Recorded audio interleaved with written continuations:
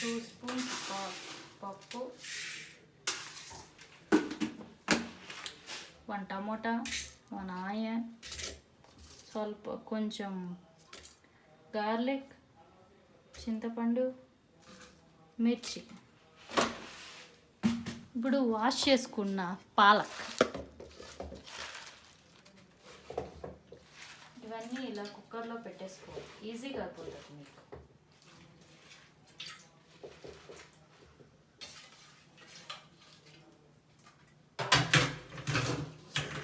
కొంచెం water, turmeric వేసుకోవాలి.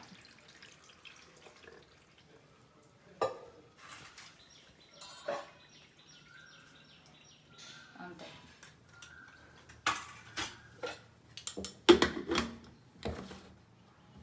Cooker పెట్టుకొని లాస్ట్లో వడకం, కర్రీ లీవ్స్ వేసుకొని తిరగబాత పెట్టుకోవాలి.